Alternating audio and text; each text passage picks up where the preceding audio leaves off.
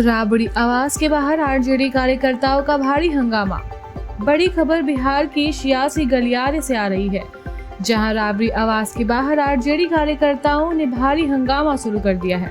बिहार विधानसभा चुनाव में पार्टी की दुर्गति के लिए संजय यादव को जिम्मेदार बताते हुए संजय यादव के खिलाफ जमकर नारेबाजी की। कैबिनेट की बैठक में विधानसभा भंग करने की सिफारिश। 19 नवंबर को इस्तीफा देकर नई सरकार बनाने का दावा करेंगे नीतीश।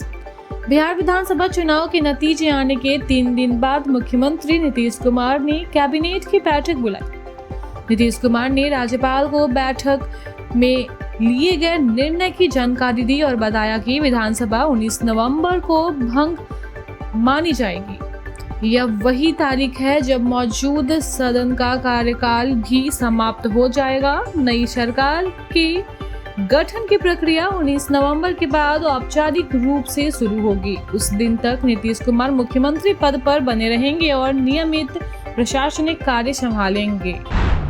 चुनाव बाद नीतीश सरकार हुई एक्टिव। बिहार के मुख्य सचिव प्रत्यय अमृत की अध्यक्षता में 17 नवंबर 2025 को उत्तरी कोयल जलाशय परियोजना की प्रगति की समीक्षा बैठक की गई है। यह परियोजना 1367.61 करोड़ की लागत से झारखंड और बिहार के बीच एक महत्वपूर्ण अंतरराज्यीय सिंचाई और जल संसाधन परियोजना है। यह मुख्य रूप से बिहार के गयाजी और औरंगाबाद जिले में सिंचाई की सुविधा प्रदान कर कृषि उत्पाद को बढ़ाना देवा के उद्देश्य से अत्यंत महत्वपूर्ण है। हंगामे के बीच विशेष रथ से लालू निकले मरीन ड्राइव। जब कार्यकर्ता राबड़ी आवास पर हंगामा कर रहे थे और संजय यादव के खिलाफ नारेबाजी कर रहे थे, तभी राज्य सुप्रीमो लालू प्रसाद यादव अपने विशेष रथ से मुख्यमंत्री नीतीश कुमार के ड्रीम प्रोजेक्ट मरीन ड्राइव पर घूमने के लिए निकल गए। स्पेशल रथ पर सवार होकर लालू यादव मरीन ड्राइव के लिए रवाना हो गए। हार के झटके से उभरे बिहार कांग्रेस अध्यक्ष राजेश राम काम पर लौटे। बिहार चुनाव में महागठबंधन की करारी हार हुई। आरजेडी और कांग्रेस का ये गठबंधन इस चुनाव में पूरी तरह से फेल रहा। महज 35 सीटें पाया।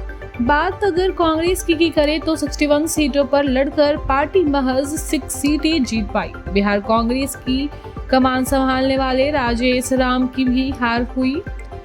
कुंडवा का सीट से जदयू के ललन राम ने उन्हें शिकस्त की। चुनाव नतीजे के बाद महागठबंधन में छत्राठा छा गया। हालांकि अब वक्त के बाद सब सियासी दल राजनीतिक गतिविधियों में वापस लौट रहे हैं। इसी बीच राजेश राम भी काम पर लौटा। 25,000 वोट पर ईवीएम में पहले से कैद था, फिर भी हमारे 25 जीते, राजद के जगनानंद का बड़ा दावा। बिहार चुनाव के नतीजों के बाद सोमवार को आरजेडी की पहली समीक्षा बैठक हुई, जिसमें तेजस्वी यादव को विधायक दल का नेता और नेता प्रतिपक्ष चुना गया। इस बैठक में पार्टी अध्यक्ष लालू यादव, पूर्व सीएम राबड़ी देवी, सांसद मीसा भारती समेत पार्टी के वरिष्ठ नेता मौजूद रहे। बैठक के बाद राजद के पूर्व प्रदेश अध्यक्ष जगनानंद सिंह ने उन्होंने कहा कि हल ईवीएम में 25,000 वोट पहले से मौजूद था। उसके बावजूद अगर हमारे 25 विधायक जीत गए तो ये भी सौभाग्य है। काउंटिंग रोककर मुझे हराने की साजिश की गई। बीएसपी विधायक सतीश यादव का आरोप। विधायक सतीश यादव ने आरोप लगाया कि 24 राउंड की गिनती पूरी होने के बाद 25वें राउंड की गिनती बिना कारण रोक दी गई। उनके अनुसार मतों का अंतर कम होने के कारण उन्हें चुनाव हराने का प्रयास किया गया। उन्होंने कहा कि निर्वाचन आयोग के नियमों के मुताबिक काउंटिंग हॉल में पुलिस बल का प्रवेश वर्जित है। फिर भी मोहनिया डीएसपी प्रदीप कुमार लगभग 50 पुलिसकर्मियों के साथ काउंटिंग हॉल के अंदर पहुंचे और बसपा एजेंट को कथित रूप से कॉलर पकड़कर बाहर निकालने का प्रयास किया। एसआईआर की घोषणा के बाद ईसी के अधिकारियों को धमकी दे रहे हैं अभिषेक और ममता। शुभेंदु अधिकारी का बड़ा आरोप। बंगाल विधानसभा में विपक्ष के नेता शुभेंदु अधिकारी ने कहा है कि पश्चिम बंगाल की सीएम ममता बनर्जी टीएमसी सांसद अभिषेक बैनर्जी और कोलकाता के मेयर फिरहाद हकीम राज्य में एसआईआर की घोषणा के बाद से चुनाव आयोग के अधिकारियों की धमकी दे रहे हैं।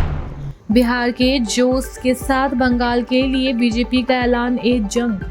दिल्ली के बीजेपी मुख्यालय में प्रधानमंत्री नरेंद्र मोदी ने पार्टी कार्यकर्ताओं के साथ कहा है कि बीजेपी बिहार के बाद अब बंगाल में सरकार बनाएगी। बोले, गंगा बिहार से बंगाल तक बहती है। बिहार में बंगाल से भाजपा की जीत का मार्ग प्रशस्त किया है। बंगाल से भी जंगल राज की हटाएगी। मोदी ने कहा है, मैं बंगाल के भाइयों और बहनों को भी बधाई देता हूं। अब आपके साथ मिलकर भाजपा पश्चिम बंगाल से भी जंगल राज को उखाड़ फेंकेगी। पटना डीएम ने जारी किया आदेश, सभी अधिकारियों की छुट्टी रद्द, नई सरकार की गठन की तैयारी तेज। Patna DM doctor Thyagarajan SM ने शपथ ग्रहण समारोह की सुरक्षा और व्यवस्थाओं को ध्यान में रखते हुए भी अफसरों की छुट्टियों पर रोक लगा दी है।